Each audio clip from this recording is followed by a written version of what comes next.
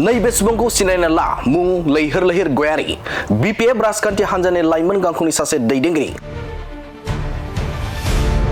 क'क्राझार जिल्ला बावखुंग्रि बियाबनि सिङाव थानाय बाथिपारा गामिनि बीपीएफ राजखान्थि हान्जानि सासे दुथां सुबुं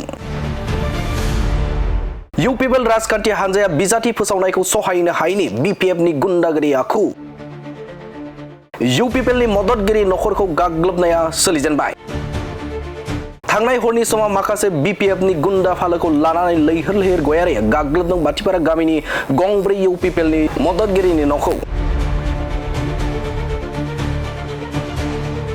बेरा दानसिदों न'नि दरजा जोखावदों आरो न'नि बिगोमाखौ सानाव लोगो मोनब्ला बुथारनो आरो गावथारनो थाखाय गोख्रों हुमखि बुथारनो होनदों दिनै सानाव नुयोबाथ' आरो सिग्लिबावनो होनदों आरो सिलाइजों गावनो होनदों सिलाइ बख'नो ना मा होनलांलायदों लामासिम सफैनानै जोंथ' नुफेराखै गावसो होनलांदों नखरनि सुबुङा खुनु रोखोमै न'निफ्राय माइ फोथाराव थांनानै रैखाथि मोनो खोनानानै आङो खोरखिजों न' सिंनिफ्राय खोरखिजों खारबोलांनानै आङो मोनसेयाव थाहैदों जाय समाव गोजोनखौ नोजोर बोनानै आसामनि गिबि मन्त्रि डक्टर हिमन्त बिश्व शर्मा बिटिआरनि गाहाय खुंगिरि प्रमद बर'नि गोख्रों नोजोर होनायजों बिटिआरआव गोजोन फैबाय बे समाव लैहोर लैहोर बादि सासे दुथां बीपीएफनि सुबुङा गुबुंले खालामनो नागिरनाया बेसेबां गनायजाथावना नै दाखालि बावैसो सिगां नायगाव लाइमोन बीपीएफनि दैदेनगिरि इउपिपिएल राजखान्थि हान्जाखौ फ्लेग दानफायदों होननानै अजद खालामदोंमोन एबा दानसिदों होननानै अजद खालामदोंमोन इउपिपिएलनि माखासे सोद्रोमाफ्रा जोंनि नायगाव ओनसोलाव फैनानै जोंनि नायगाव एरियायाव इसिबां जों फ्लेग मैयासो खादोंमोन बे हाग्रामा महिलारि सारनि निर्देशआव जोङो सासे बीपीएफ इउथनि सोद्रोमा हिसाबै जोङो फ्लेग मैयासो खादोंमोन जोङो बहुद दिन गोबाव जाबाय गुबुन राजनीति दोलोआ खाबोदोंब्लाबो जों खाबोआखैमोन खिन्थु मैयानिफ्राय जों खादों बे खानायखौ दिनै माखासे इउपिपिएलनि गुन्डाफ्रा फेरेंगानि फिसानाय ना मा जों बुंनो रोंला दिनै जोंनि बीपीएफ राजनीति दोलोनि नांगोलनि प्लेट सिम्बलखौ ओरैबायदि दानसिनानै गालांबाय बेनि अनगायैबो माब्लाबा बाथुलजों इउपिपिएलनि मददगिरिखौ गावनाय जाथायफोराबो जागासिनो दं बावखुंग्रि बियाबाव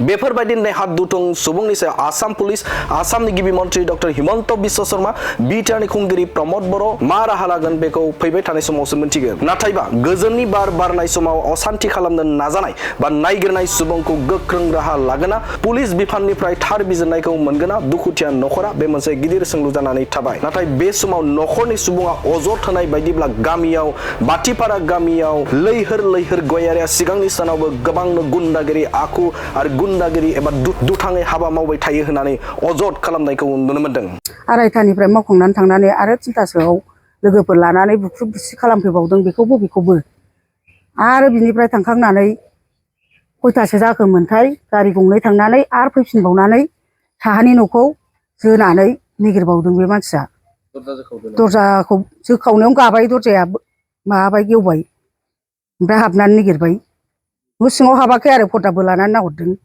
बिमाबो दं बिब'बो दं बादा होफैदों बिसोरो न'सिम फैनानै बोनानै लांदों बे लैहोरखौनो नायफैदों जोंनि माहाजोनखौ निगिरफैबाय बुथारनो होनदों दिनै सानाव नुयोबाथ' आरो सिग्लिबावनो होनदों आरो सिलाइजों गावनो होनदों सिलाइ बख'नो ना मा होनलांलायदों लामासिम सफैनानै जोंथ' नुफेराखै गावसो होनलांदों पुलिसा बेखौ हमनांगोन आरो नङाबा जोंखौ बिदि मावदावबाय थायोबा लाइ मोनलांगोन बियो खालामनायाबोथ' आवगावबो सिगाङावबो खोनाखाबाय खालामखादों गामियाव न'खरब्रै मावबाय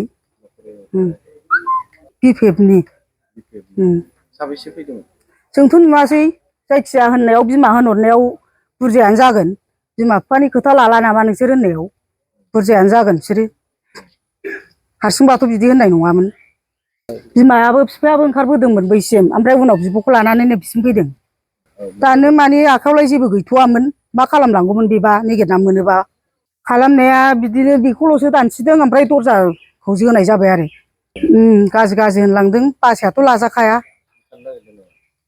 बिदिनो जानला मोनला माबाखौ पार्टिखौ रायखांनानै रायलांबाय निगिरनानै लांनांगोन साजा होनांगोन सारा प्रमद बर' सारा थाबैनो निगिरनानै लांनांगोन बे मानसिखौ जोंखौ धमखिफैबाय थायोबाथ' जोंहाबो न'आव थानो हानाय नङाना आरो हौवायाबो गिनांगोन